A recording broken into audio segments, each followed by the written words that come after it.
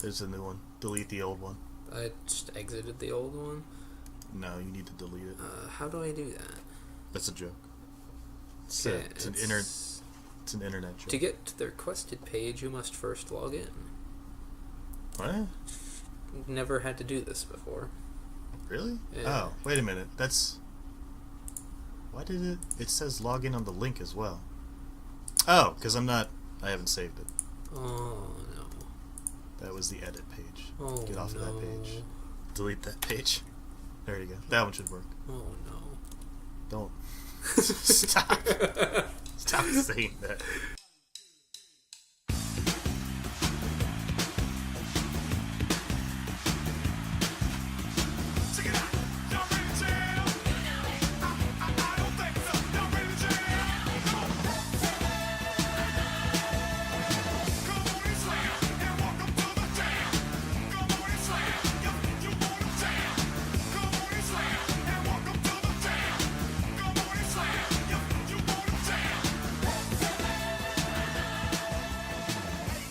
Hello, everybody, and welcome to In Search of Gay Shit. I am your host, VZPZ Lemon Squeezy, and I have with me my co-host, the Kawaii Senpai 69.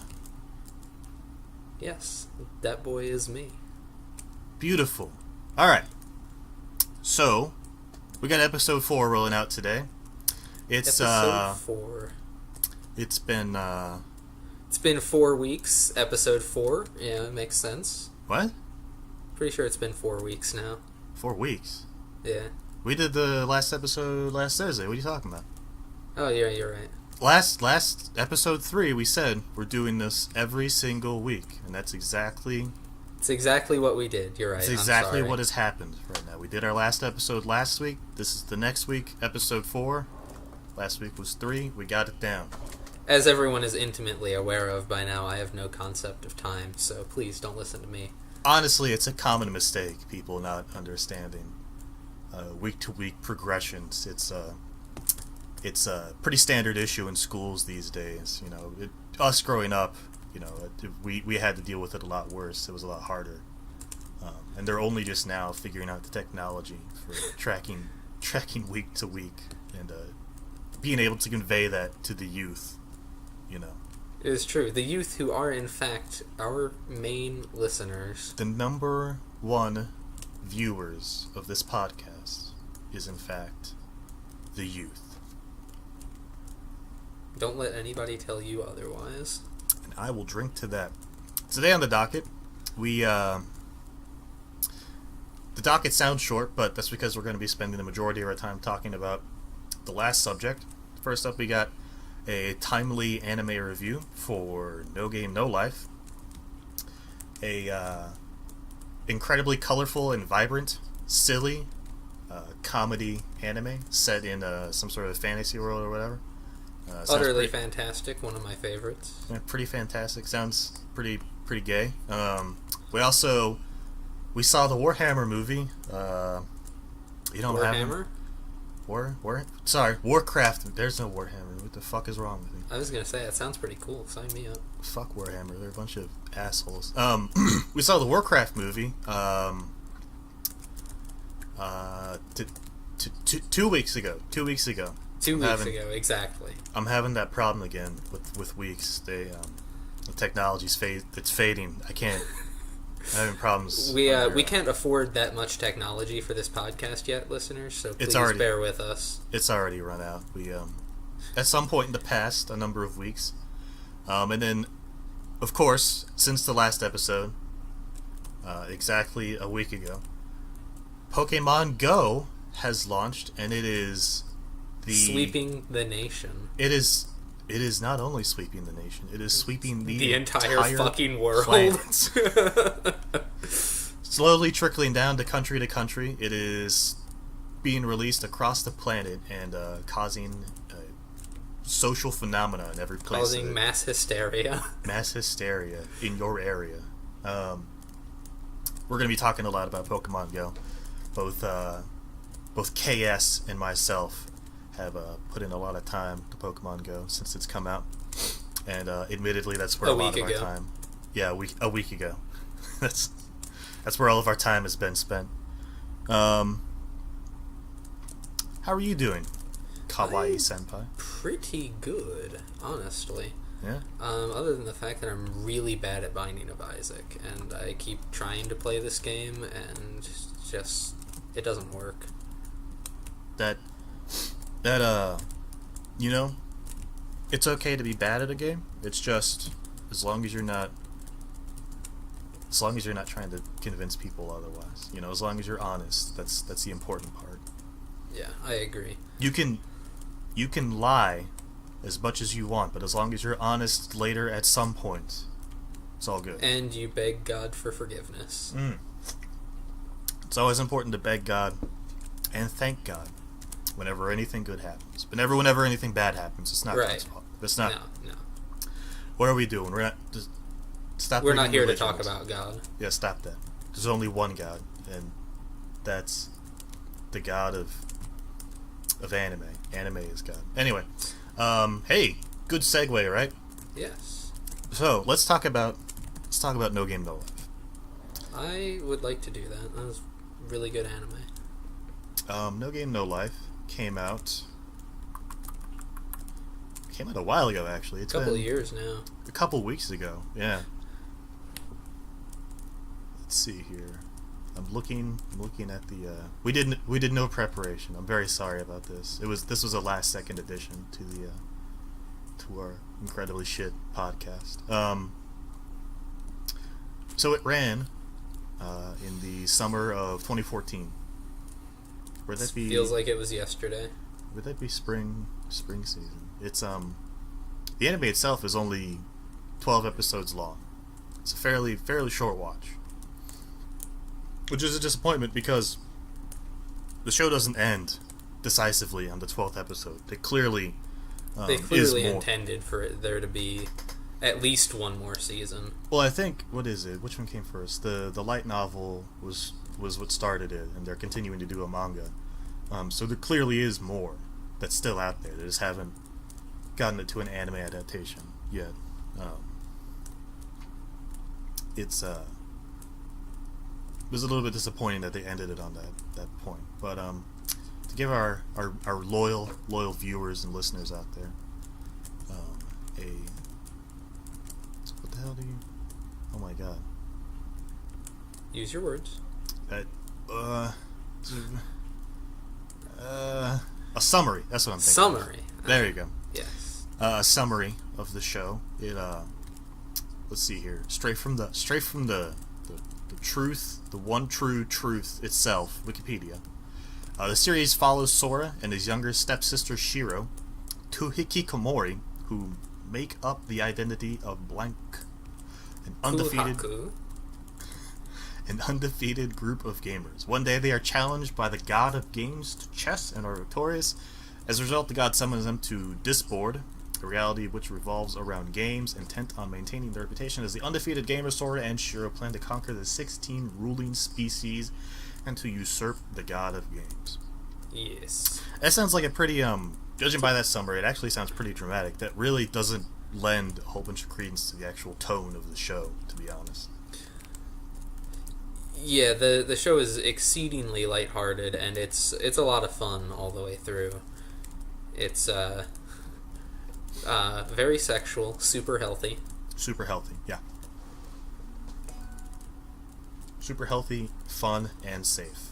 And legal. Don't forget legal. that. That is a very important... I want to make sure that our viewers are only receiving legal and fun pastimes for the whole family. If you watch anime and your family is like, I don't get that gay shit, this is exactly the show that you show them. This will convince them 100% that it is a worthwhile hobby for you to pursue. Absolutely no sarcasm involved here. If you somehow, by some strange malignant curse, have never heard of this show, and this is your first time hearing about it, and you're thinking, "Oh, yeah, that sounds pretty interesting. I should give that show a watch." First of all, yes. guess. Second of all, it's very, if you've never seen, it's very, there's not a whole lot out there like it visually. It's very colorful. It is very colorful. There's clearly a lot of love and care put into the animation. Clearly a very high production value for that first season. It was almost overwhelming watching it at first. Because like VZ just said, there's nothing else like it out there. Well, nothing else out there like it based on our incredibly narrow perspective of anime. Yes. I think, what is it? You and me combined, we have probably what, like 4-5 dozen shows completed? Maybe? Yeah, probably. That sounds about right. I guess actually there is the only other show that I can compare it to visually as K. Yeah, it's got that kind of well, K was very colorful. I don't know, it felt like it had a bunch of like effects on it. Like a bunch of lens flares and a bunch of stuff like that, a bunch of HDR kind of stuff. And it was still colorful in its own right, but it was very what do you call that? Whenever it was very like pure, like it was a bunch of primary colors and stuff like that. No Game No Life has this very like almost pastel neon. Yeah, it's a very broad color palette. Yeah. There's a lot of they don't ever really want for. They're like, oh, if we use pink and orange and yellow and blue in this episode yet? Yeah. Okay, let's just use some more. Get the other colors in there too.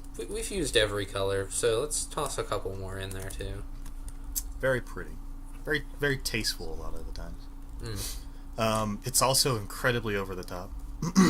Yes, which is why it's a good part of why I enjoy it so much.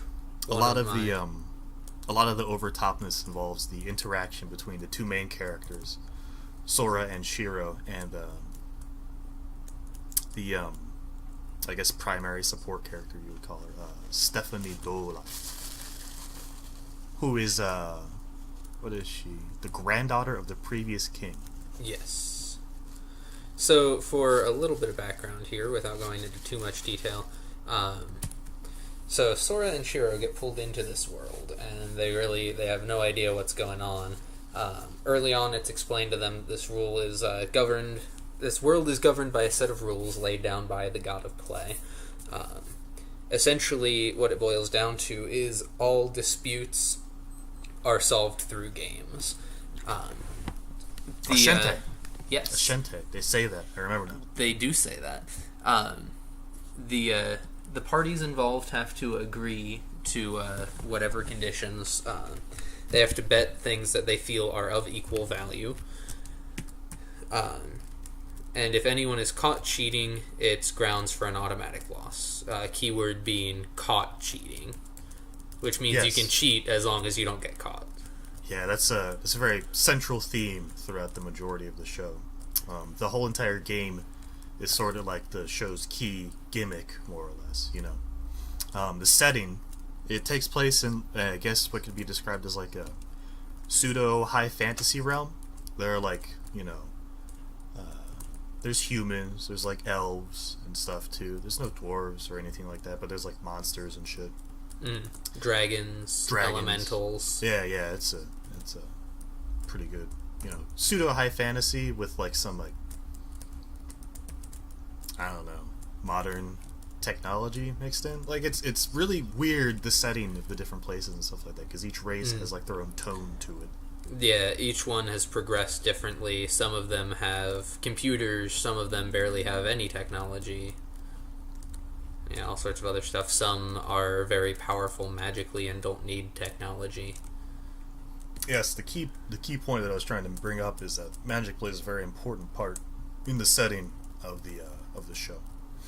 It's magic is basically how people cheat and get away with it. Yeah, it's also how incredibly arbitrary and vague rules are enforced so strictly. Yes. What happened if you were caught cheating? Did it just mean you lose, or did they kill you? It means you lost. Oh, okay. Yeah, that's right. That makes sense. Yeah. And what that loss entails is just whatever it is that you bet is you lose out on. Hmm. So if you bet your life, then you would die. Sorry, I'm reading through the Wikipedia article.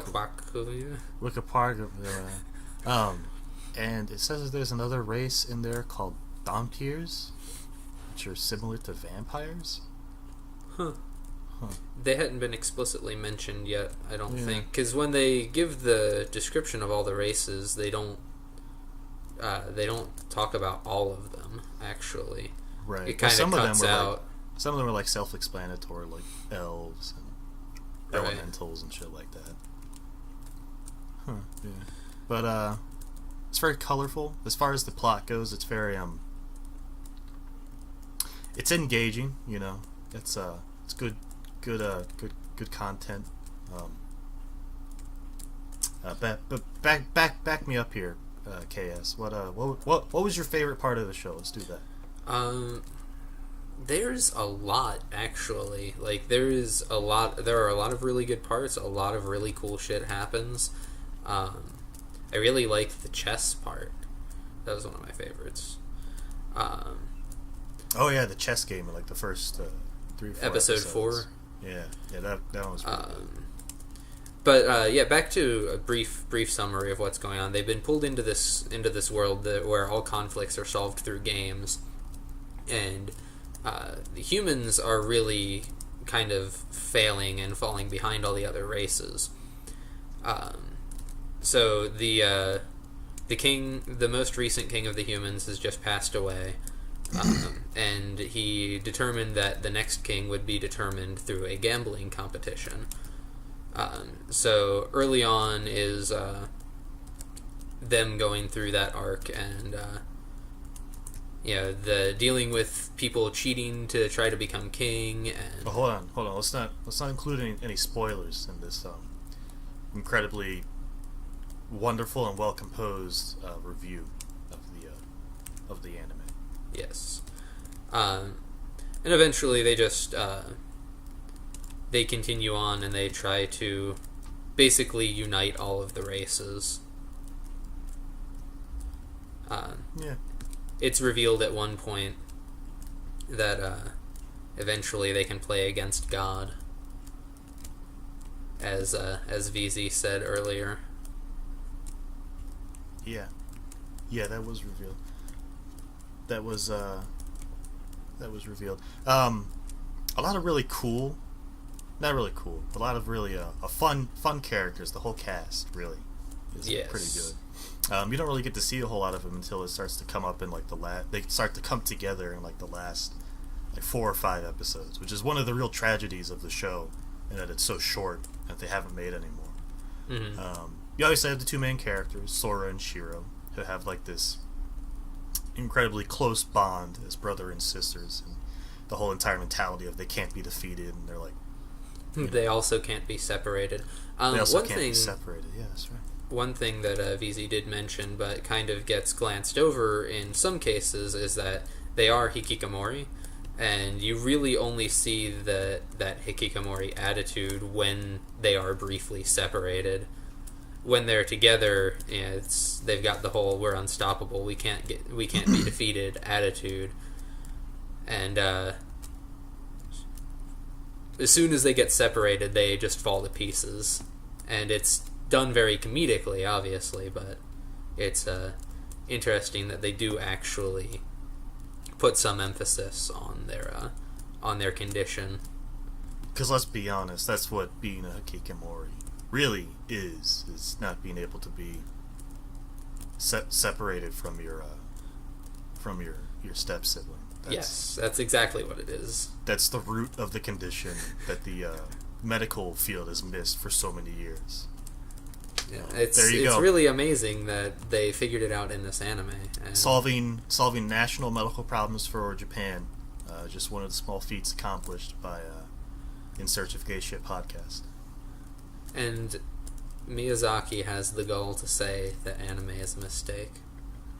Anime was a fucking mistake. Make sure we get the proper emphasis in there. We really want to channel his absolute deep-seated and unfaltering anger.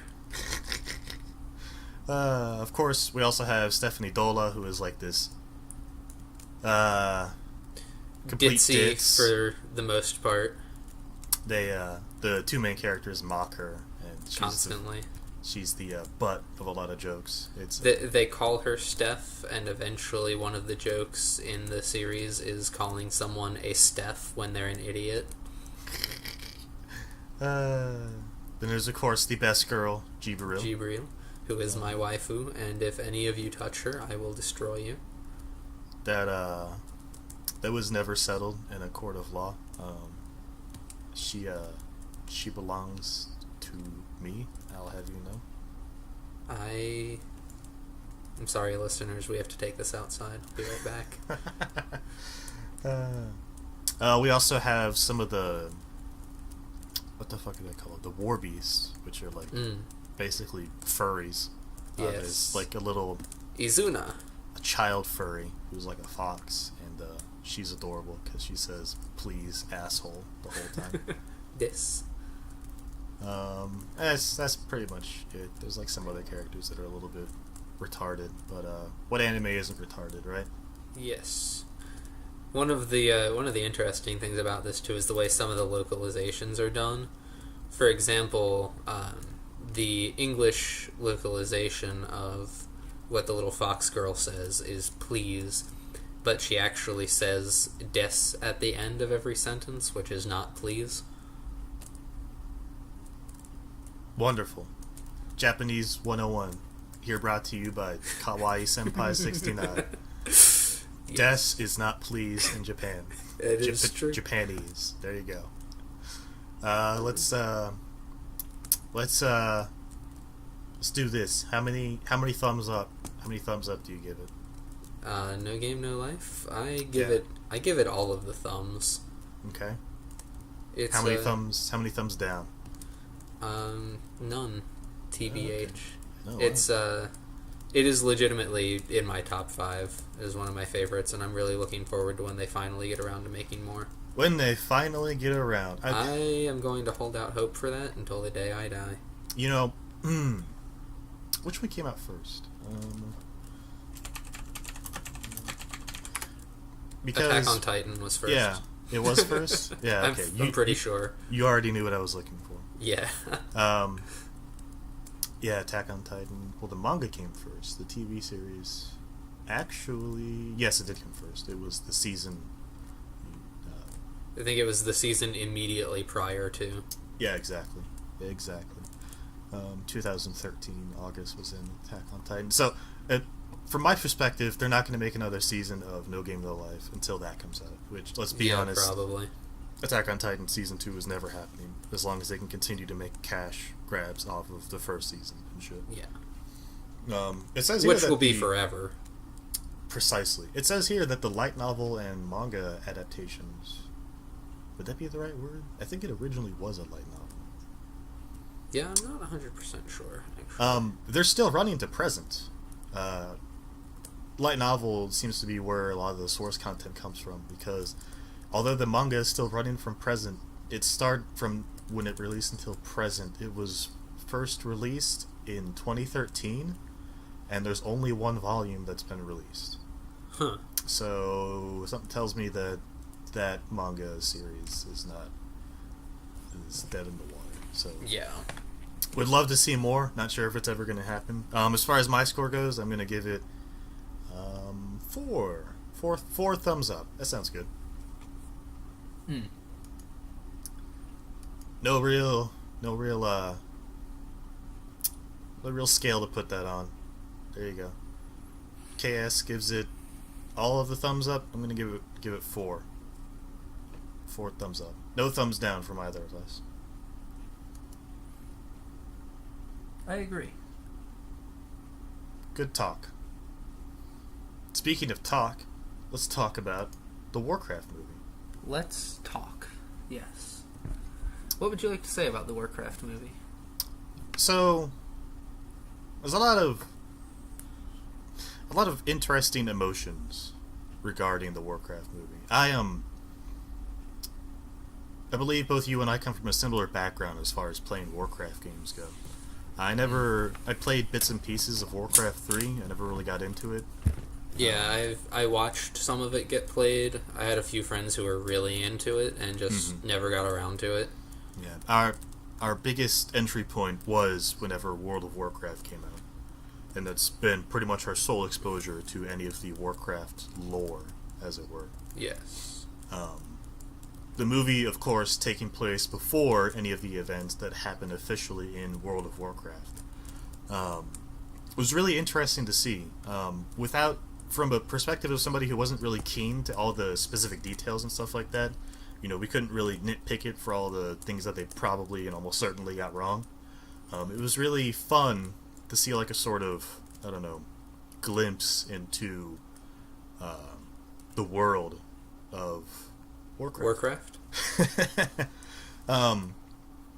It was really fun to see it. Having played the game since its release and having that version not really be available to us in the same sort of scope that it was originally, it was really fun to see like classic sort of Warcraft themes and stuff like that. Mm-hmm. Where the world wasn't all torn asunder and everybody wasn't just gay fucking elves and shit.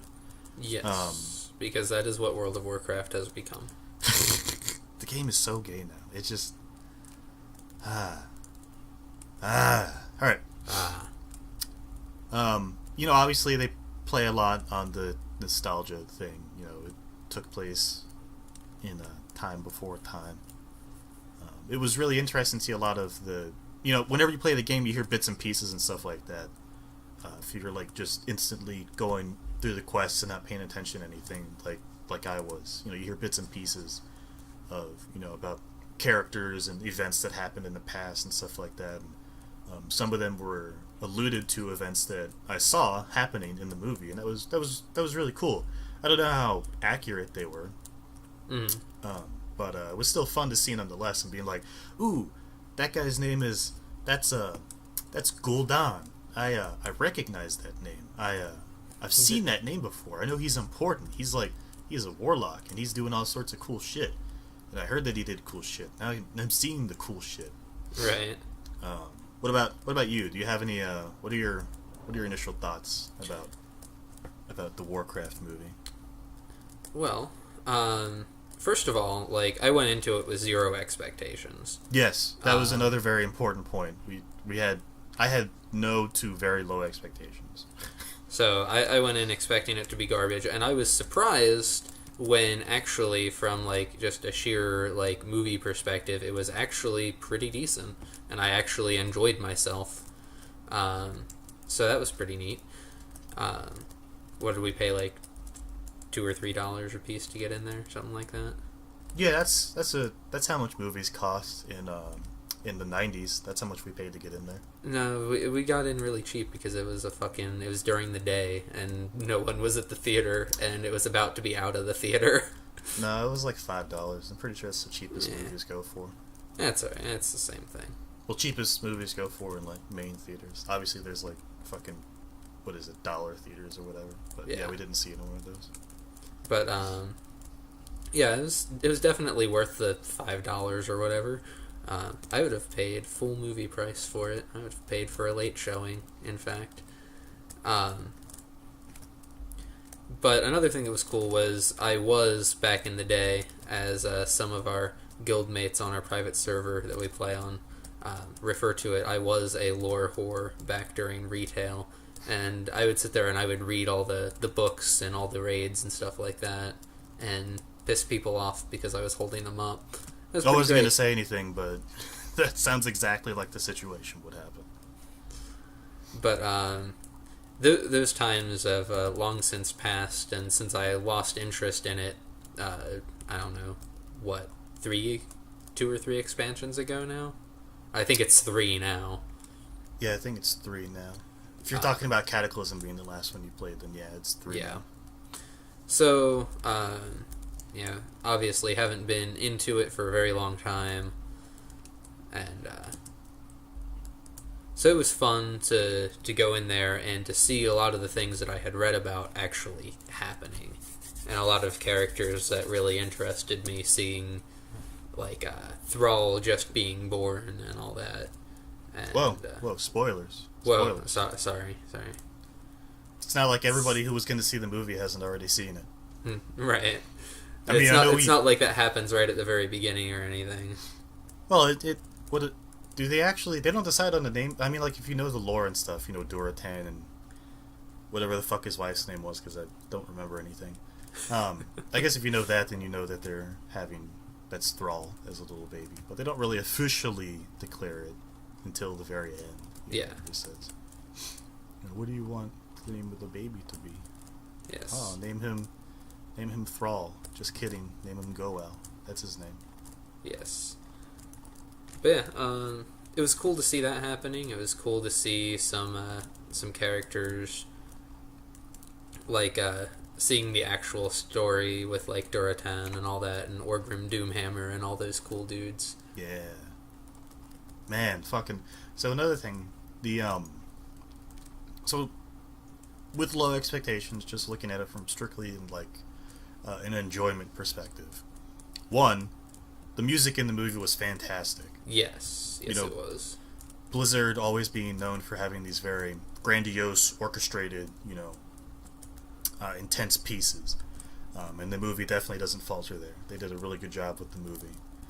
It actually, whenever it got to the end, I don't know if they still use this theme now, but the music that played whenever you logged onto the game from Vanilla, whenever it got to the end of the movie, they sort of rolled into that theme, and I was just like, are you serious? They're really doing that? That's so cool.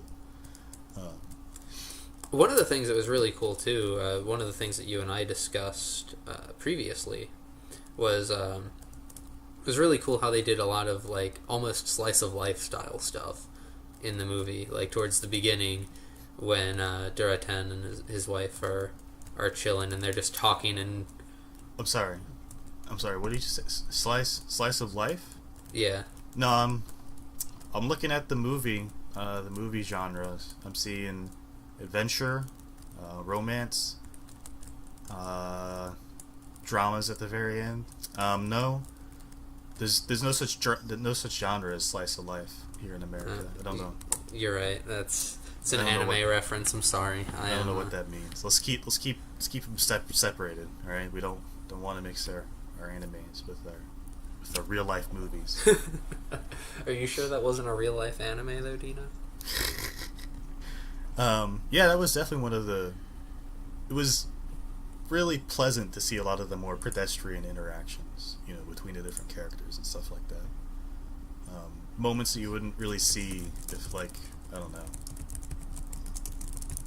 know if it feels like that because there was this like familiarity or like nostalgia associated with what we were watching, or if it was just because it actually was that. I don't know. It feels kind of hard to differentiate at this point. But at the time, it was really fun seeing like just him and his wife talking, or like him and Doomhammer talking about the future of their race and stuff like that. Just like at the beginning where they're joking around and he was being a dick and she punches him and stuff like that. We call that character development. Yes. Yeah. It's a concept that many American viewers are not familiar with. Wow.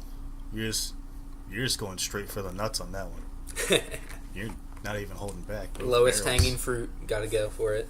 Both barrels straight to the nutsack. The lowest fruit, right there.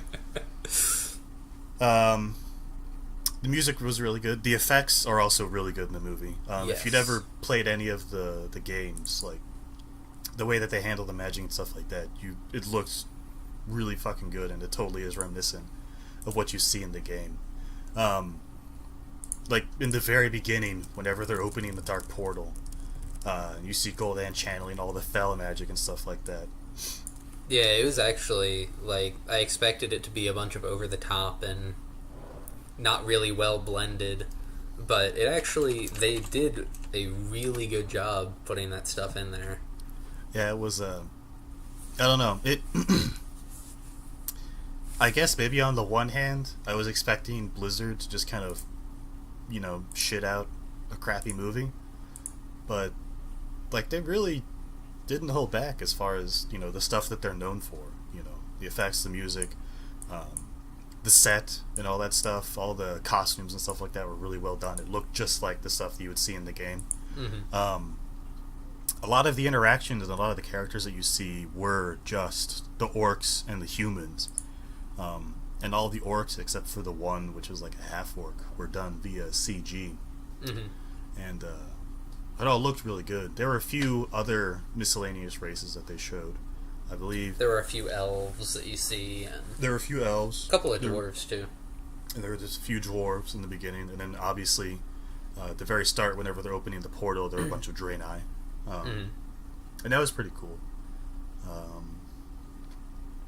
But yeah, the effects were really on point. It was I was thinking about this before we started. They're really, like, if you look at it and you look at the movie, there really, like, isn't a bad guy, so to speak. Like, obviously Gul'dan is, you know, like, this horrible person who uses, like, this dark magic to, like, kill things and stuff. But at the same time, he also just wants his people to live.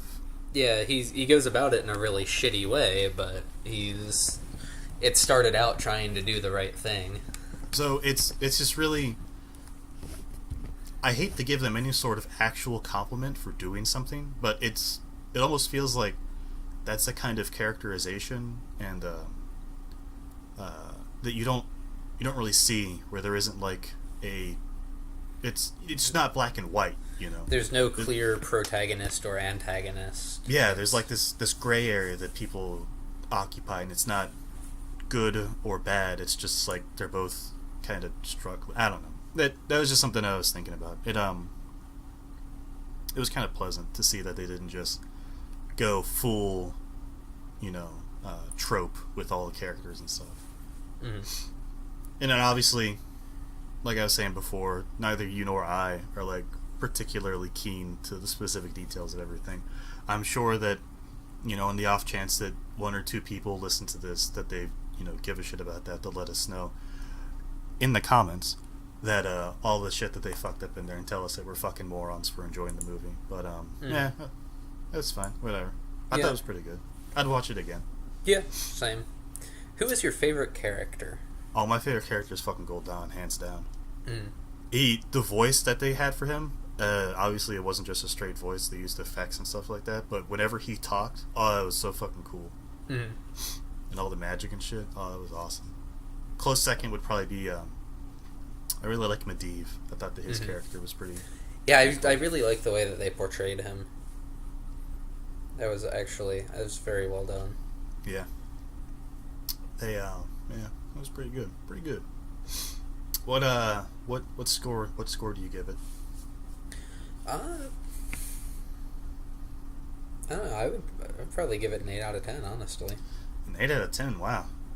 Like, I was surprised, and it was a lot more solid. Like, obviously it doesn't fit with necessarily all of the game lore that was established, but, like, there aren't glaring plot holes anywhere. Hold on. There's a fucking... How rude. There's a fucking airplane flying outside I was about when to I'm say, recording. do you live in a tornado? Do I live in a tornado? That's completely the truth. What the fuck? I didn't even really hear it because I had the headphones. I just saw the squiggles getting slowly bigger, and I'm just like, what? Nothing. Those assholes. They don't... No consideration. No consideration. Please continue. Yeah, I was very pleasantly surprised, and like I said, it doesn't fit very well necessarily with the original lore, but as a story on its own, it it holds up very well. And if you go into it not thinking to yourself, well, I want something that's exactly like the Warcraft story, if you go into it with an open mind, just thinking to yourself, hey, I want to see what happens, see if it's any good, I think you'll enjoy it. I agree with that. Just strictly from like how much fun and how much I enjoyed it perspective, I'd probably give it like a 7.5, an 8 out of 10. I think an 8's a little bit too much credit, but from like a production value, you know, they did a really good job of making it thematically consistent, really portraying the world in a very interesting way, a very engaging way. Nothing really. There wasn't really anything that felt like it went against the grain with the rest of the movie. They didn't, fuck up any of the characters, the way they talked, anything like. I don't know. It was pretty good. It was really fun. I'll probably watch it again at some point. It was fun for a minute. It was fun for a minute, and that's all right. Yeah, 7.5. If you go in with low expectations, just lower them a little bit. Don't go in being like, "Oh, I hate everything that Blizzard does,"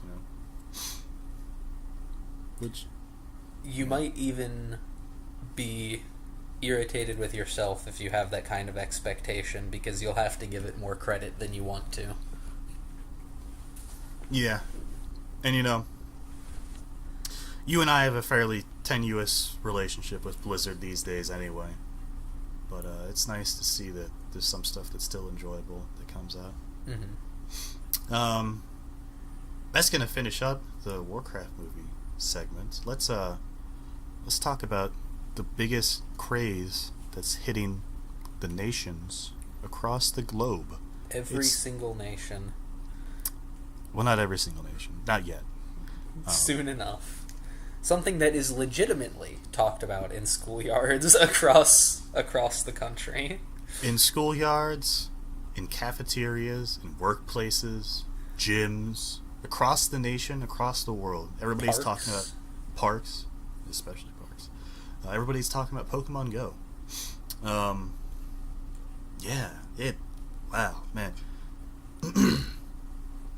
So, let's talk about the history of Pokemon Go, because this is something that I didn't really know about.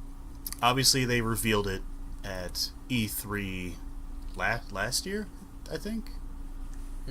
Yeah, it had to have been, because they revealed it at E3 last year, and then they ran that commercial during the Super Bowl this year, and then it came out this year. It started off, if you'll remember, April Fool's 2014, 2013. Google did an April Fool's for the Pokemon hunt across Google Maps. I don't know if you remember that at all. I don't. It was an April Fool's joke where it was like, can you catch them all? And you just searched across Google Maps. You would click on it and it'd be like, you caught Meowth. And it's like, oh, it's pretty cool. Add that to my collection. Gotta go catch the rest of 150. That kind of goofy shit. And then it kind of, I don't know if it evolved from that, or if Niantic saw that and was like, hey, we already do half of that. Let's see if we can do the rest of it. And it just kind of exploded from there. Man, what do you want to say about the game? Let's do first impressions. Where what was do your we first even impression? Start with that. When I first heard about it, it seemed like a neat idea, but I didn't really put too much stock into it. I was like, I'll try it out when it gets here. But, yeah, I feel like that was a lot of people's impressions. The trailer that they showed was completely over the top and unrealistic. They had people creeping through the grass and oh, there's a Pikachu behind the rock, and they click something on their phone and a Pokeball that's holographic appears in their hand and shit. Yeah. And then they actually throw it physically with their hand, and it's like, oh, you caught the Pikachu and shit like that. Obviously nobody expected that to be the reality of the game. Right. And that left a lot in the air as to what the game actually was. What is this actually going to be? And we didn't really know a whole lot about the game until almost a month prior to release, whenever they started showing screenshots. And honestly, if you'll remember back that many weeks ago, that's pretty hard for me. Whatever number that is. A whole 1 week ago. Yeah, one week, maybe 1.2. Whenever the screenshots came out, nobody was really impressed with it. They were it wasn't hyped very much. It was just kind of everyone was like, yeah, this is a thing. It was just there was the fact that the screenshots weren't that impressive. Everybody, they had announced that it was going to be free to play with microtransactions included, and a lot of people were worried about that. They thought it was just a cash grab for the Pokemon IP. There was, I guess those were the main big things, obviously, and then people didn't know how the game itself was going to work. But then it came out, last week, and it exploded. It was out of fucking nowhere. Like, everyone in the goddamn world suddenly was talking about it. Where was it? It was released in Australia first, right? New Zealand. New Zealand. It was released in New Zealand first, and Niantic, the people who developed Pokemon Go, for those of you who somehow don't know, Niantic was releasing it country by country across the world to kind of make it so that they could handle and observe as the servers went under more and more stress and shit like that. And people were downloading it illegally to fucking get around the Google Play region locks and shit that. Let's not put words in people's mouth. It's not illegal. It's unofficial. Unofficial, whatever. It's not like any of us downloaded it unofficially before it was released. People were downloading it and stuff like that. It's still, to this day, there are a few countries that it hasn't been released in. I think like the most recent one was Japan was released recently, and then there have been like a few more countries after that. There still are a few places that it isn't available to yet, but they've got like, I don't know, like 80% of the globe covered so far. Mm-hmm. And it came out of nowhere. Like, I don't think anybody foresaw how much of it was almost like everybody knew about it, and everybody was just like, yeah, I'll give it a try. And then all of a sudden, everybody went out and gave it a try. I was just like, oh, holy crap. Shit. This is insane. It was literally almost like it was just channeling the fucking... When did Pokemon come out? Like the 90s? The 2000s? 90s. It was almost like it was channeling the spirit of, like, that sort of craze from that many years ago and stuff like that. It's like it's been asleep this whole time, and then Pokemon Go was like the fucking keyword that just the woke catalyst. up in everybody. Fucking yeah, like I remember when you told me to download it. I downloaded it and I started, and I was like, this is neat. And then, like, without me even realizing it, it was taking up more and more of my time, and I was more and more involved with it. Like, it was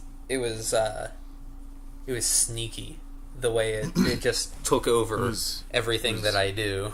It was pretty sneaky. It's pretty sneaky. Pretty sneaky. Yes. Sneaking up on you.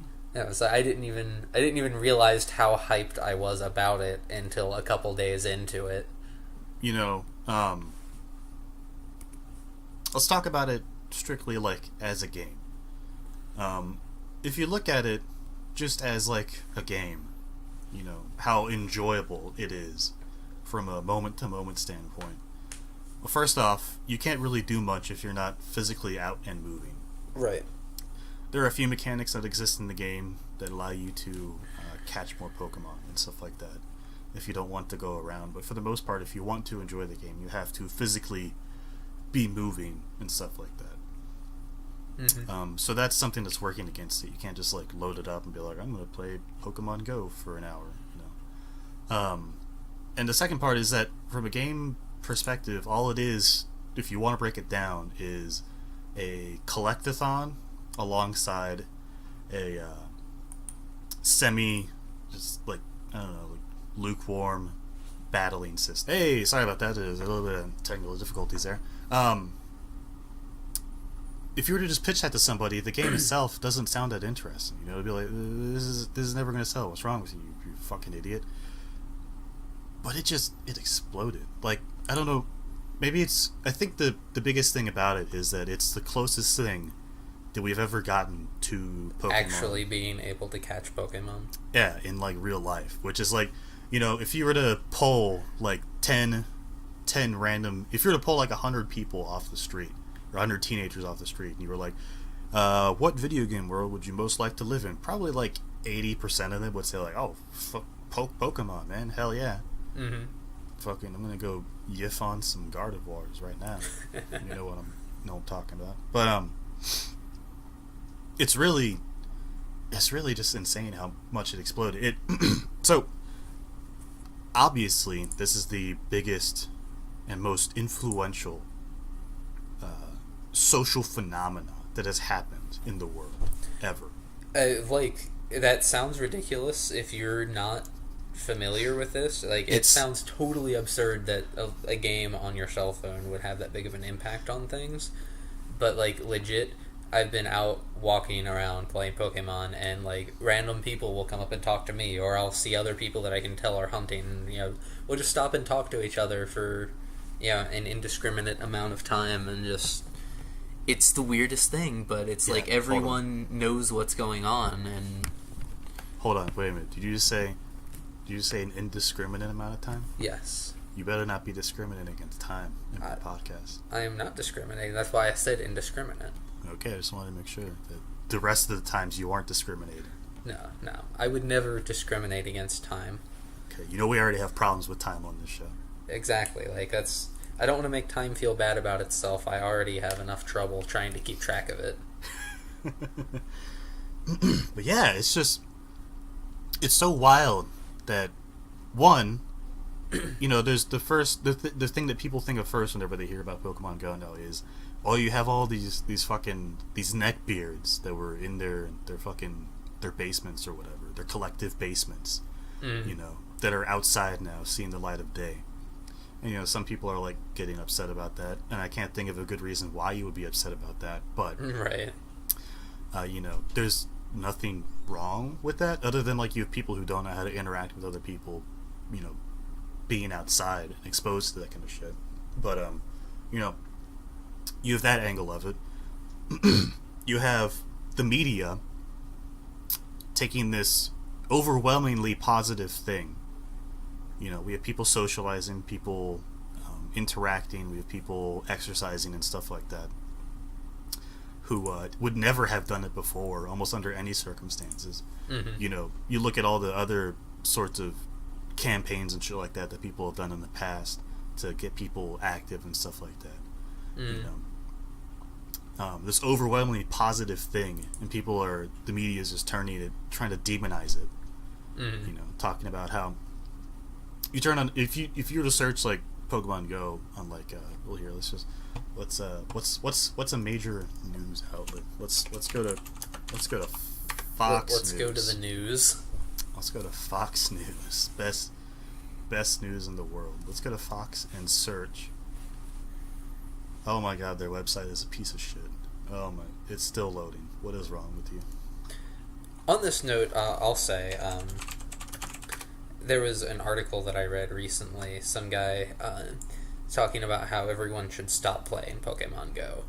And he goes into it and he's talking about, I've put so much time into this game, and if I keep going, it doesn't actually accomplish anything, and I'm just gonna feel let down later. And that's a defeatist attitude. And let's be honest, if that guy did anything and just be like, oh man, I just better stop going to the gym. Eventually, I'm just not gonna be able to put any more muscle mass on. I'll be so disappointed. Right. That's kind of how I felt about it. And it's like, on top of that, one of the things that's really cool to me about this is this has been an excuse for me to get a bunch of my friends together who are notoriously shut-ins and make them actually go outside. It's good. I want to just address that real quick. That's something that I hear a lot of people saying. Is one of the biggest criticisms is people say, "Oh, well, the outside's been there the whole time. Why didn't you just go outside before? Quit using this as an excuse. If you wanted to exercise, you should have just done it." That's not the point. Having to deal with, it's very hard to exercise and be fit and maintain any sort of positive health in regards to that. Mm-hmm. You ask anybody who's physically fit, ask them like how many times they work out a week. How hard it is to dedicate themselves to that. Any sort of professional athlete, ask them how much work they put into maintaining their body. It's a lot of fucking work. I'll take any excuse that I can get. Right. And it's like, so many people that I know who are socially awkward, don't normally interact with other people, don't want to go outside and spend a significant amount of time outside. Suddenly they're okay with going outside, and they're okay with talking to new people because now there's this common interest. And it's like, been able to spend time with people who don't normally want to spend time. You've been able to talk to new people, and it's like, I'm spending time that I could be doing other things, but I've gone to parks that I've never been to because I heard that it was a good spot to hunt Pokemon, and I never would have gone otherwise. And I get there and it's like, hey, this is actually a really cool place. Mm-hmm. And it's like, there's actually a ridiculous amount of positives for it. So it's like I don't understand that attitude of it's just a waste of time. Well, it's a waste of time if you don't want to be outside or doing that sort of thing. Yeah, if that's how you feel. If you hate fun and you hate America. Yeah, pretty much. And it's like I can see why you wouldn't enjoy this game, this pastime invented for Americans. It's true. It was invented to get nerds off their asses. Yeah. And there's a lot of nerds in America. Yeah. Yeah, I think there's a lot. I'm sure you've seen a few of the goofy memes surrounding Pokemon Go. Yeah.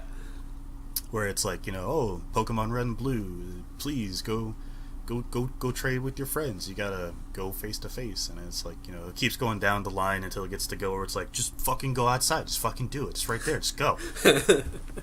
There was another one that I saw. It was progressively it follows these two people that are as it goes on, they're going outside more and more, they're getting stronger and stronger, and in the end it's like them and a group of people, and they're all like ripped, and just fucking get swole, fam. The head of the Pokemon company appears, and he's talking to them, and he's like, there's one reason that I made this game.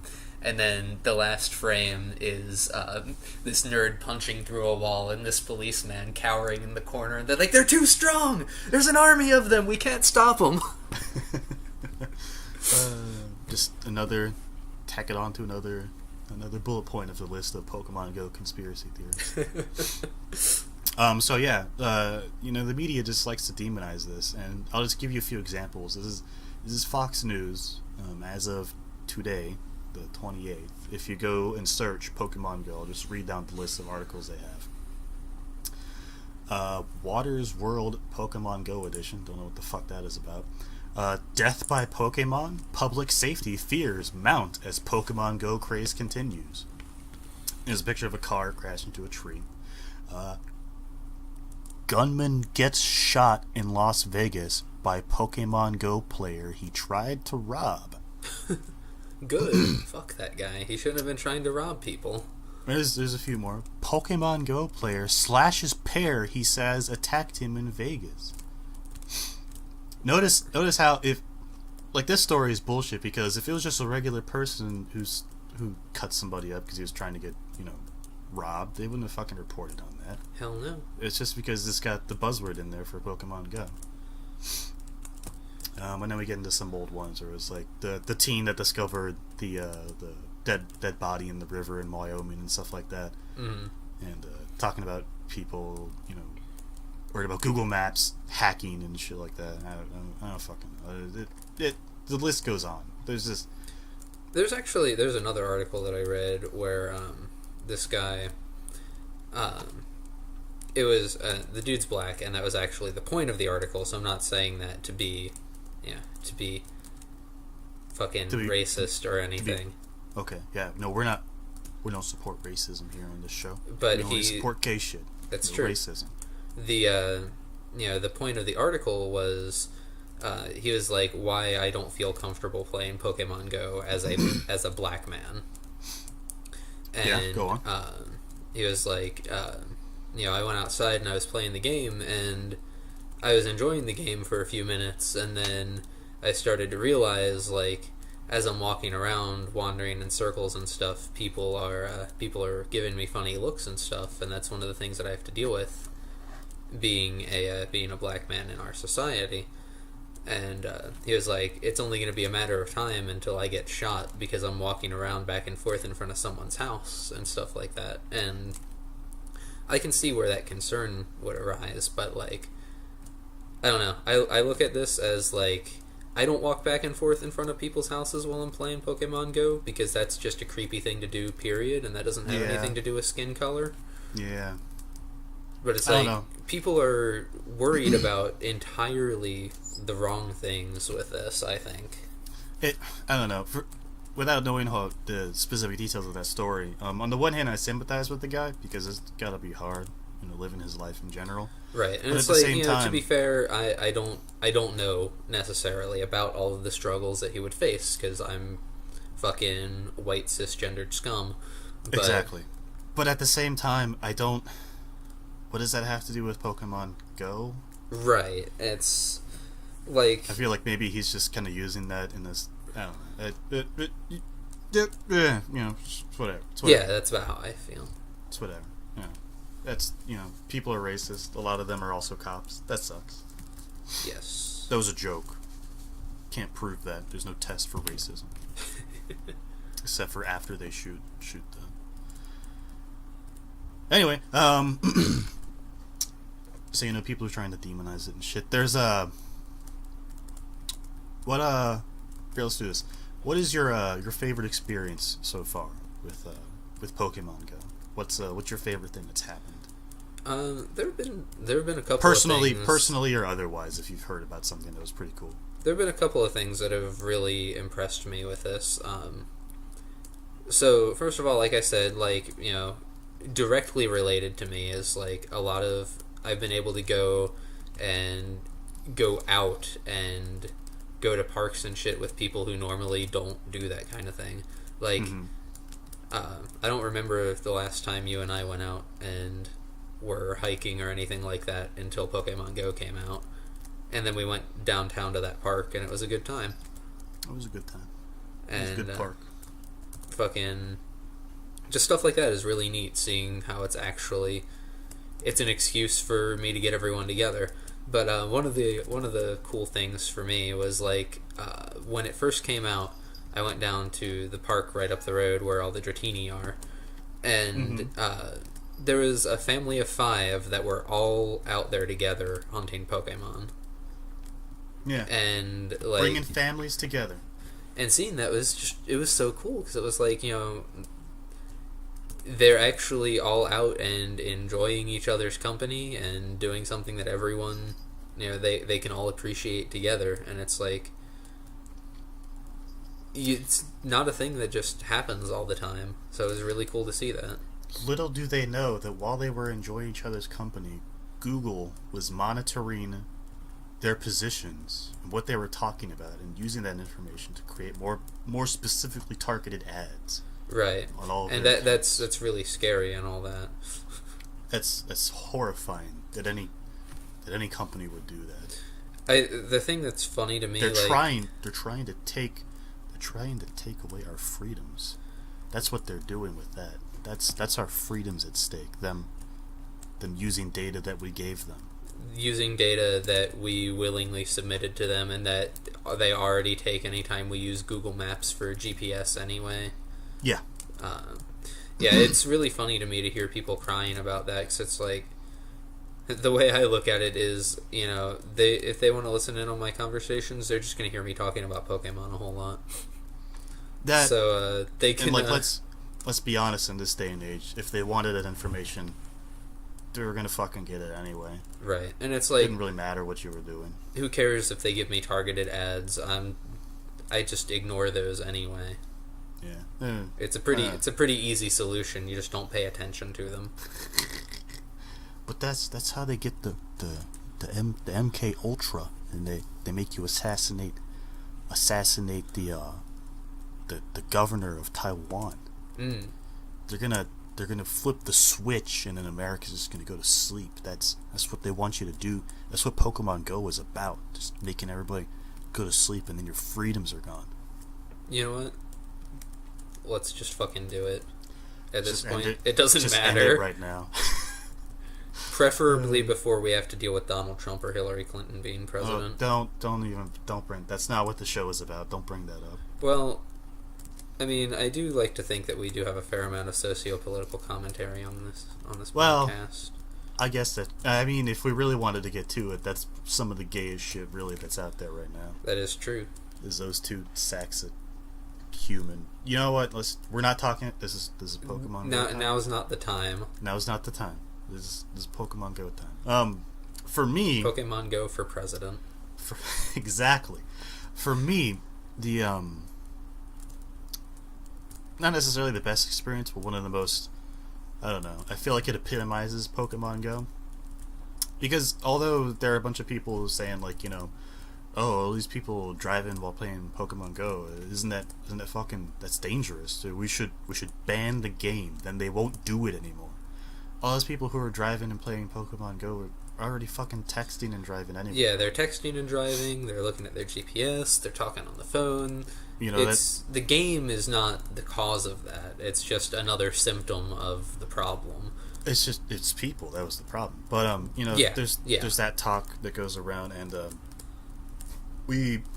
I was coming home from work, driving into your apartment complex, as it would happen, and we were the entryway to your apartments. There's an inlet and an outlet. You know, there's two specific lanes separated by a median.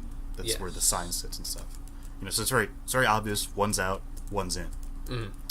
As we were pulling in, there was a young man, clearly fit all of the stereotypes of what would be a basement dweller. You know, sorry, young man, if you're listening. I don't know if you'll know, because I don't know your name, and I can't refer to you by whatever. You don't even know who the fuck I was, because I was in a truck. But we were pulling in, and this guy who was he was overweight, he had a beard, he was wearing glasses. Are you talking about me? It wasn't about you. He had long hair, it looked kind of greasy, you know, like a guy you would see playing like Friday Night Magic, who goes there every single fucking week and doesn't bathe. You know, kind of like that. You know, again, not being rude, that's just what it looked like. You know, if you were to describe somebody who was a nerd, that's what you would describe. We were pulling into the complex, and as we were rounding the corner, because we can't see around the corner because your complex is designed so well, as we were rounding the corner, this guy was going out the inside of the entrance, and he was on his bike looking at his phone, driving down the middle of that lane. As we were pulling in, luckily the truck stopped and didn't hit him, but he literally was on his phone riding his bike and almost ran into us, and then he almost fell off of the bike trying to swerve to get out of the way. And I was just thinking to myself, like, that wasn't really like a net positive experience for that guy in his life, but without Pokemon Go, that definitely would have never happened to him, and it probably would have never happened to us. And I was like, that was pretty silly. Yeah, like, I would say that was silly.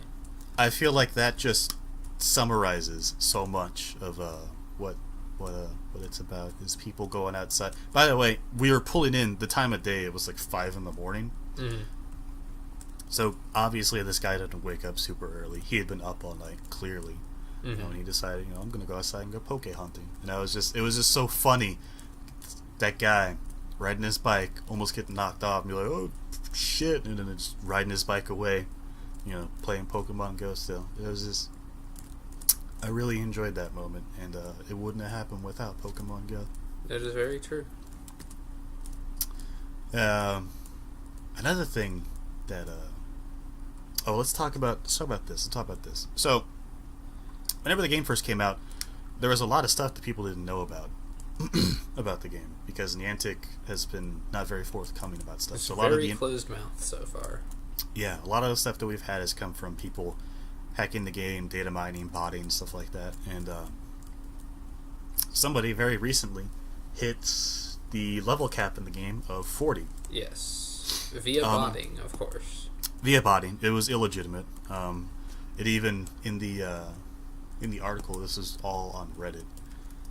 He posted the title of it was called "I just hit level 40, world first, winky face."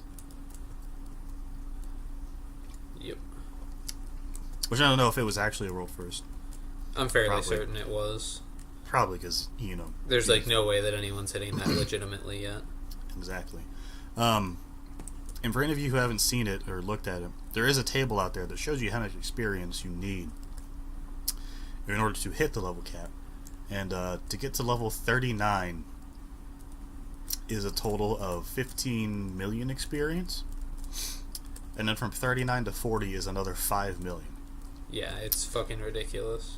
So once you reach level 39, you're 3/4 of the way there. And I think it's like once you hit level 36 or 37, you're halfway there. Like, it's completely preposterous. Kind of like leveling in World of Warcraft. The guy talks about techniques that he uses and stuff. He says that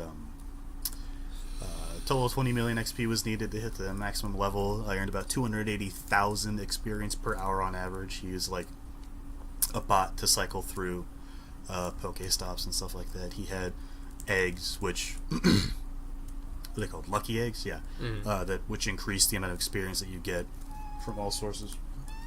No. Sorry.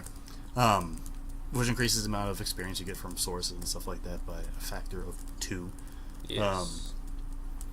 He went through, what did he say, 131 of those lucky eggs and stuff. So at 280,000 experience, it took him a couple of weeks. I'm sorry, 1 week.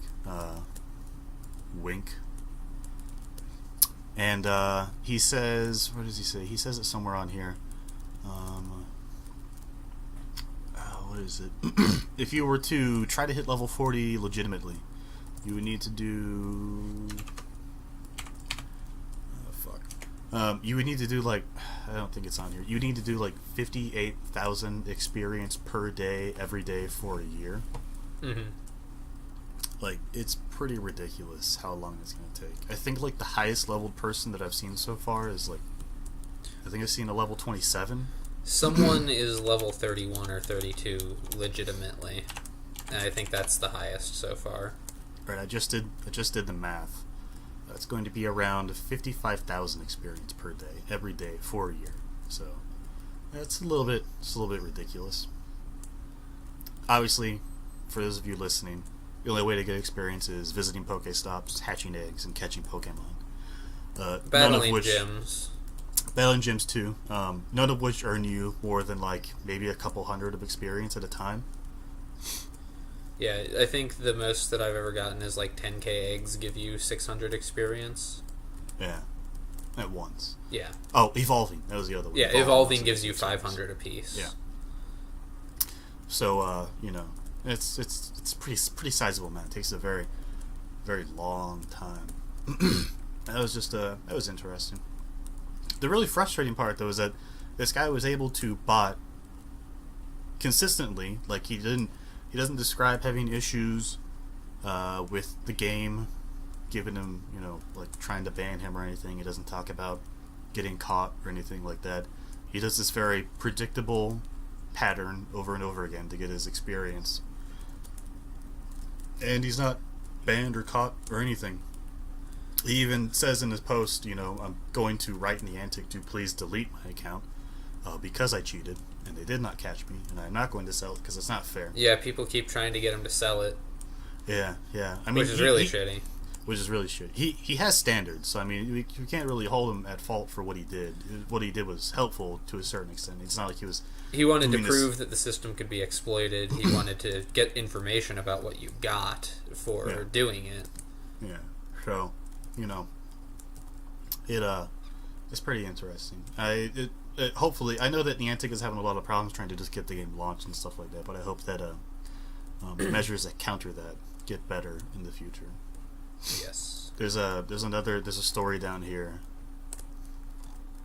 where somebody talks about how they were like playing in a field against somebody who was clearly botting, and they kept trying to hold down gyms, and every time they would go to take one, the guy online would take the one opposite him, and he had to keep going back and forth to reclaim the gyms and stuff like that.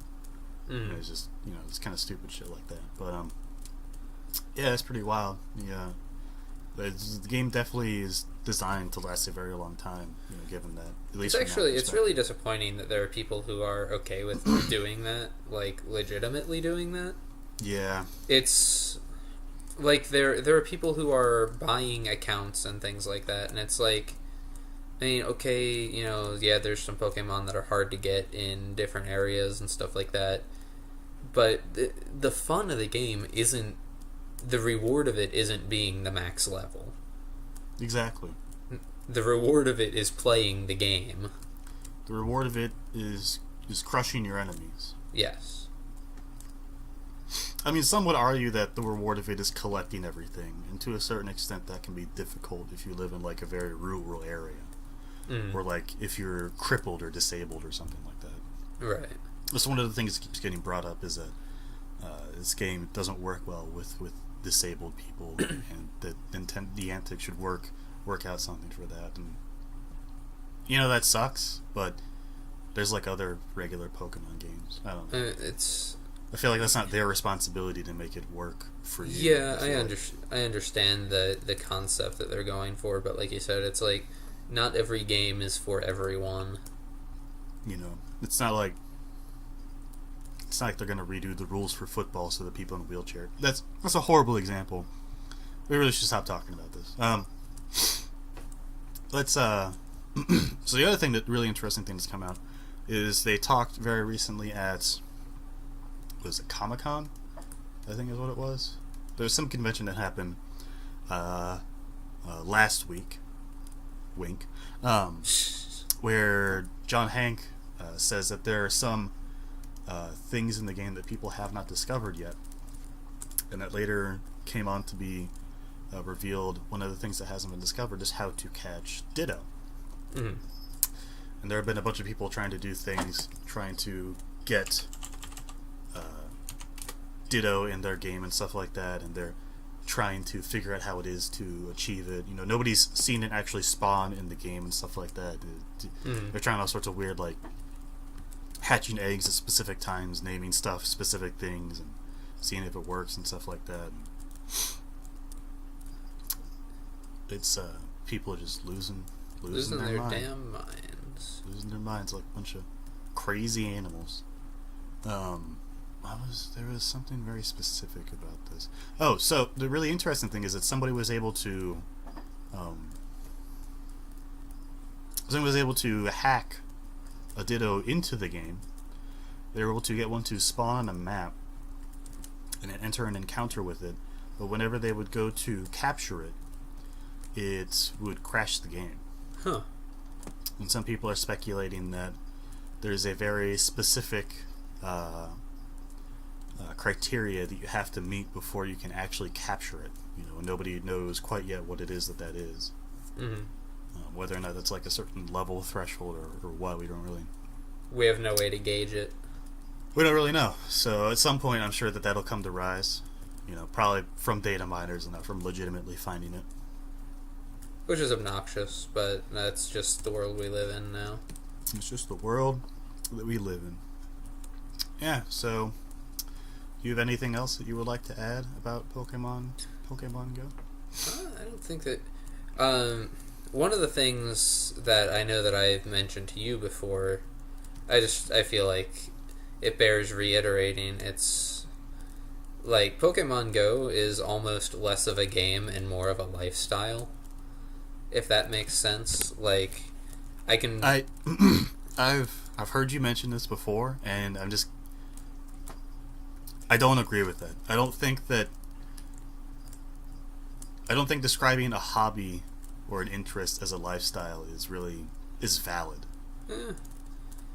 It's a very passive game and can sometimes be incredibly engaging. It's something where you can decide whether or not you want to go full ham or just kind of enjoy it, you know, as you fancy it, you know. But like, I don't know. I don't feel like describing it as a lifestyle is something that is what it is. It's an interesting way to put it. I don't know. But it's like, I don't know, it's something that can just fit into almost anything else that you're doing. Like, you know, I can play it at work, and tons of people I know play it at work. You can play it at work and get fired at the same time. No one's like some... Or, in the case of one of our friends, you cannot play it at work because the company that you work for has blocked GPS from working in your building. Because of Pokemon Go. Because of Pokemon Go. I will say that, although I don't agree with the fact that it's a lifestyle, I will say that it is a social phenomenon. You know, it's definitely something that has affected a lot of people in a lot of different meaningful ways and stuff like that. Some people in a very profound manner. Yes. You know, I would agree with that. Yeah, it's a really crazy thing. It'll be really interesting to see where they end up going with it. Obviously, right now, only the original 151 are out. There still is no specifics on how it is that you catch the legendaries that are in the game. Right, and there's no word yet on when any more Pokemon will be added. I believe that they have confirmed that the rest of the Pokemon will be added to the game. There weren't any specifics regarding how exactly that's going to work, but that is something that they are going to add. Which, I mean, with the extent that Pokemon, with how much there is to Pokemon, it would only make sense that they would eventually add everything that is in the game. Right. You know, that's just the logical extreme that this would go to, is that they would have everything that already exists in the other game in this game. There's just like no reason not to, you know. It'll be interesting to see exactly what kind of timescale they're looking at for that, and how that's going to take place, you know. Yeah, I know that we've speculated a little bit amongst ourselves, but for the sake of anyone who listens to this nonsense, let's go ahead and recap what we were talking about how we feel they will go about rolling that out. Sure. So the most obvious, one of the most obvious means that they can do this is just by adding like expansions. Right. Yeah. The most logical way that I can see them going about it is to just every now and again say, okay, well, this day we're going to roll out the next group of Pokemon and slowly progress until, like, you know, we have the Kanto region Pokemon. Next will be the Johto region Pokemon, and then Hoenn and Sinnoh, etc., etc. I always get Hoenn and Sinnoh backwards. It's a good thing that I'm here to help you. You know, the really interesting thing is, not the really interesting, but one interesting thing is, you look at, like, as we get on further and further in generations, the number of Pokemon that they add each generation varies. Yes. You know, some they only add like 70, some they add a lot, like 100. I think the most they 100 ever and add something. is, yeah, 120 or something. But it's going to be really interesting because with each generation that they add, there are more and more legendaries that are in the game. Right. You know, the first one there's just the 3 birds, Mewtwo and Mew. The next one there's the 3 legendary dogs, Ho-Oh, Lugia, and Celebi. Or Sarah, or whatever you want to call it. And then the next one there's even more, and then there's even more, and then even more, and then with this most recent generation, we still don't know how many there are, but we know for sure that there's 2. we know for sure that there's at least There 2. will almost undoubtedly be a trio. Well, no, we know for sure that there are 4. Oh yeah, the Diancie look-alike. Yeah, the Diancie thing and the Magiarna. The Magiarna, and then like the Poco, Pico, Choco, Loco, or whatever the fuck it is. What did you just call me? The fairy electric thing, whatever the fuck it's called. That guy, you know. We know that there's at least 4, and there's probably going to be more, given the past expansions to the game. You know, there's no reason that they wouldn't add as many that they've added. You know, but we still don't even know how those are going to be implemented into the game. You know, Right. Yeah, like we don't even know if there's events or if it's random spawns or. Man, could you imagine if it was random spawns and like just one person got it? Like how pissed everybody would be. That would be really upsetting. Could you imagine if you were the one guy that got it? How much money you could make selling that account? You would probably get mugged if people found out about it. That is so stupid. Like that is another thing that's like really bothersome to me. It's like there are people who are getting mugged over this game. Yeah. And it's like just play the fucking game. No, fuck that. Just grow some balls and learn how to hack like a real man, and then just hack their account. Boom. There you go. Problem solved. Do cocaine like an adult. Pretty much. What was I gonna say? Oh, so kind of just adding to that previous thought. If they did just like make it a random spawn, like that would very clearly not work in their favor, because then you would have people like selling the account and shit like that. Like that obvious. I don't think that is anything that they would ever do. I think we're going to see is very clearly some events. I don't know exactly the scope of that. If it's going to be like worldwide events, like you just have to log in and do like a certain set of things, or if it's like, you know, maybe once you reach a certain milestone, maybe once a certain number of people reach a certain milestone, something will happen. Who knows? You know, they could do anything. And then, of course, there's also weird instances. The first one are weird instances of, like, specific kinds of Pokemon and shit. Like, with, right now, Ditto, you know, in the games, it only knows one move, and that's Transform. And that very obviously goes at odds with what the ethos of the combat that is in the game right now. Right. And obviously, since nobody's caught one and been able to use it, we don't really know what that's going to look like. Another example is Shedinja. Yeah, we were talking about that. Gen. Like, how do they deal with Wonder Guard? That's like Shedinja's whole thing. Yeah, exactly. You know, it's not like they're just going to have it in the game and then, like, it just dies. Or they could just not put it in the game. You know, like, there's some other goofy stuff like that. I don't think that's very likely, but... I don't think so either. And then there's some other fringe cases that I'm sure we could think of. You know, a lot of the weird things about the game actually come with evolving them and stuff. And I don't really think... I think they've got that pretty much under wraps. I don't know. Yeah, not having to trade for evolutions or stuff like that like you used to, and... Yeah. Some of the weirder ones, using stones and stuff like that, that's not in the game, obviously. Yeah, I don't know. That's one thought.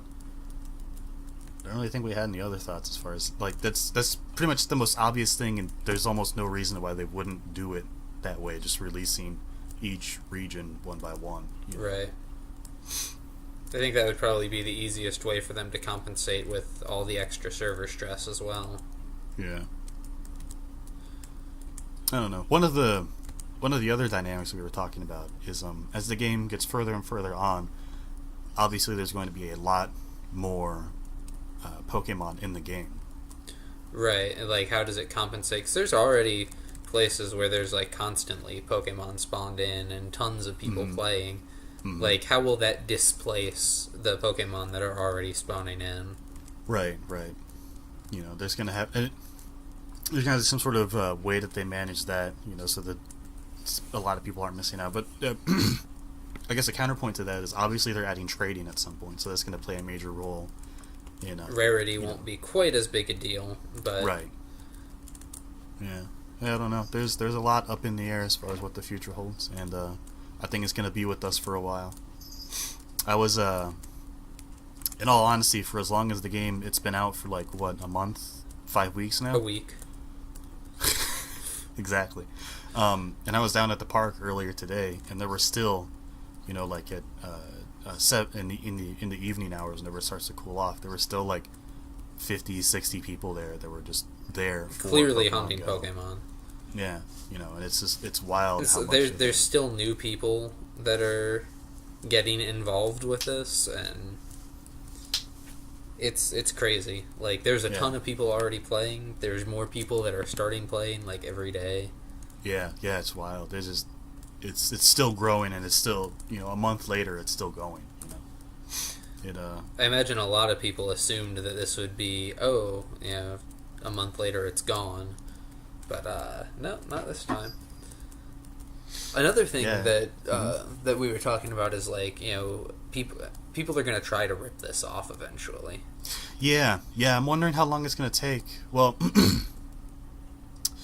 one of the things that's going to be difficult is that Niantic had to work, and I didn't know this before, Niantic had to actually work with Google to make this game. Obviously, since... Google's not just going to give that away to other people. Right. Now.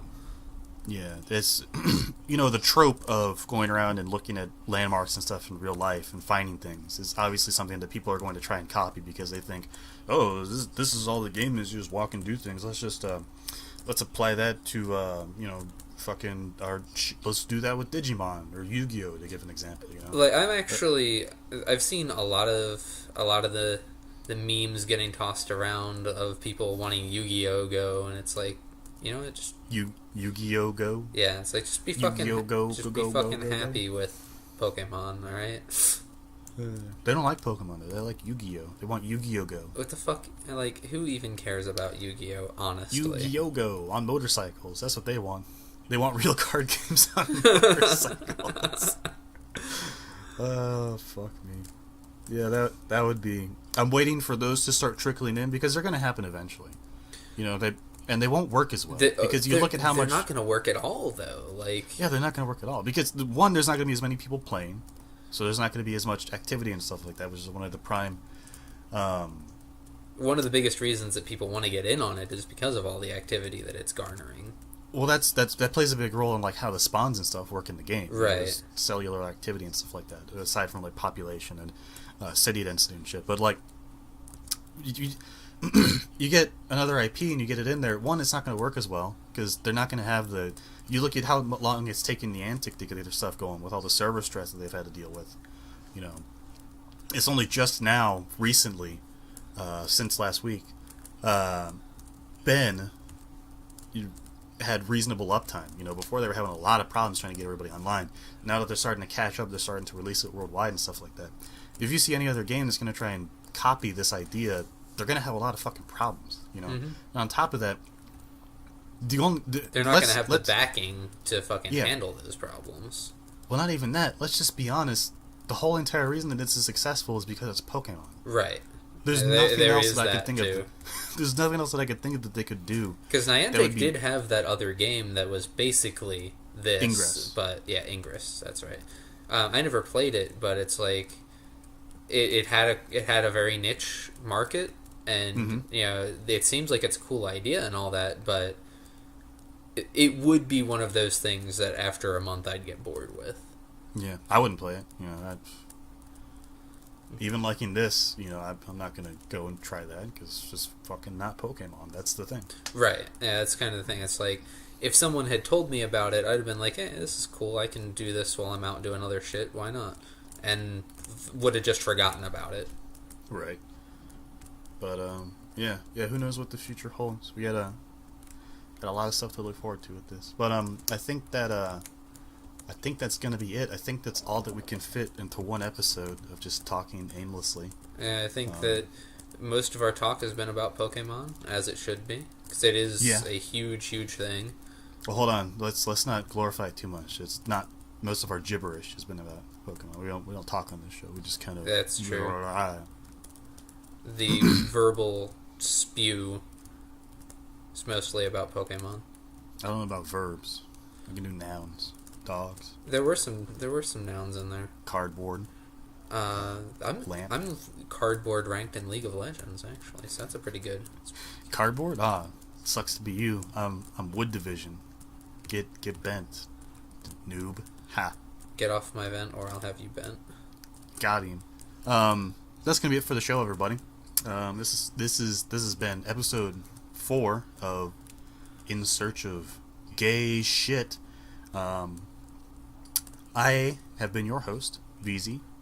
You can find me on Twitter at VZ_PZ. You can find me on Twitch at VZ__. That is VZ____. Yeah, that's where you can find me. There will be links in the description to all of our stuff. You can find... Well, I'm not going to say it. Kawaii Senpai 69. Where can they find you on the internet? You guys can find me on, again, Twitch and Twitter. At both of them are at Kawaii_Senpai 69. I almost said yours because I'm fucking stupid. But dumbass. Yeah, my username on all of these things that I use is Kawaii_Senpai 69. Which continues to amaze me that I managed to get those this late in the game. That's been the show, everybody. If you happen to see, all 3 of you out there listening who have made it this far, if you happen to see any gay shit as it's happening, feel free to tweet us at our Twitters. We would love to talk about all sorts of gay shit on this podcast. Yeah, we'll talk about any gay shit that you guys can find out there. Any gay shit, bring it in. Gay shit, dumb shit, gay dumb shit, any of it. Just tweet it at us. We'll talk about it. You got it. That's been the show, everybody. See you next time. Goodbye.